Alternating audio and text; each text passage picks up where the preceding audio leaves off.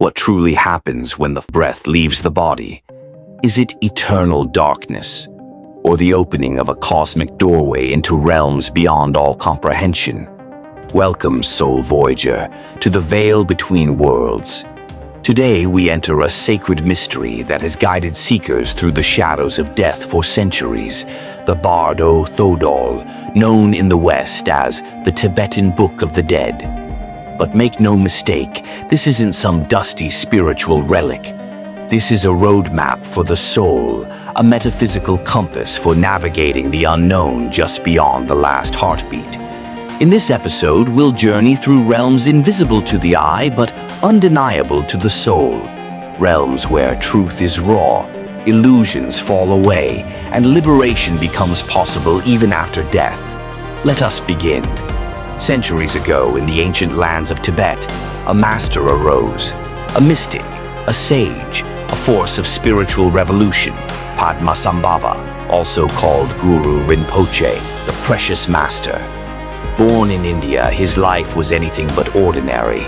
From an early age, he displayed signs of profound spiritual power, what Tibetan mystics call siddhis, abilities born from deep inner realization. In the 8th century, Tibet was a realm of wild spirits, shamanic rites, and the primal power of the Bon religion. Into this whirlwind came Padmasambhava, not to destroy the old beliefs, but to tame and integrate them.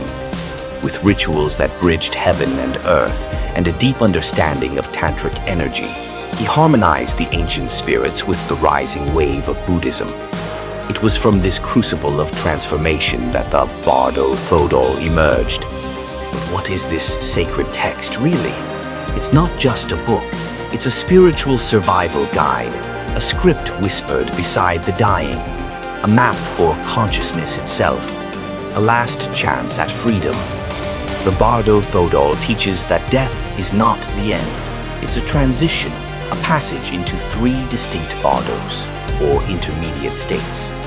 Each one is both a challenge and an opportunity. 1. The Chikai Bardo, the moment of death. In the instant when the body exhales for the last time, the soul is freed and faces the clear light. This light is not a metaphor. It is the raw brilliance of pure awareness, the true nature of mind.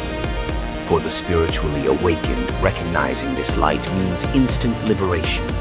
No reincarnation, no illusion, just nirvana. But here's the catch. This light is so intense, so utterly real, that for most it's overwhelming. They recoil. The opportunity slips away, and the journey continues. 2. The Chonyid Bardo, the realm of visions. Here the soul enters a dreamlike state, but far more vivid than any dream you've ever known. With no body, no brain to filter perception, the mind projects its deepest contents outward, and what it creates can be divine or terrifying.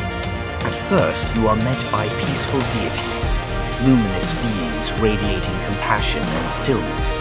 These are not external gods. They are you, the highest, purest reflections of your own consciousness. But if you don't recognize them, if fear clouds your sight, then come the wrathful deities. Monstrous, chaotic, overwhelming, these too are you. Manifestations of your hidden fears, desires, guilt, and rage. Carl Jung once said, "Until you make the unconscious conscious, it will direct your life and you will call it fate." This is the essence of the Chonyid Bardo. The teachings say, don't run, don't cling, see through the illusion. All visions are like clouds, intense, fleeting, and ultimately empty. Those who realize this truth can dissolve their fears and step into liberation. But most, unprepared and overwhelmed, continue deeper into the cycle. 3. The Sidpa Bardo, the pool of rebirth. Now the soul is pulled toward a new existence.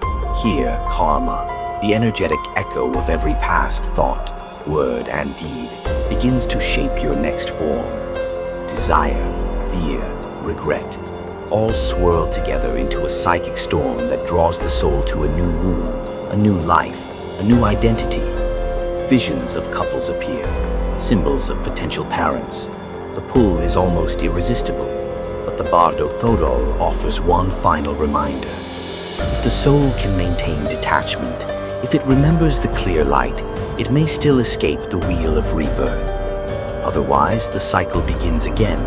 But even that is not a punishment. Each rebirth is a classroom. Each life, a new lesson for the soul to learn, unlearn, and awaken. So why does this matter now, while you're alive? Because the teachings are clear. How you live determines how you die, and how you die influences what comes next. Meditation, reflection, facing your own inner shadows. These aren't just spiritual practices. They're preparation for the final journey. If you can face death with clarity, you can face life with truth. And maybe, just maybe, break free from the illusions that bind us all.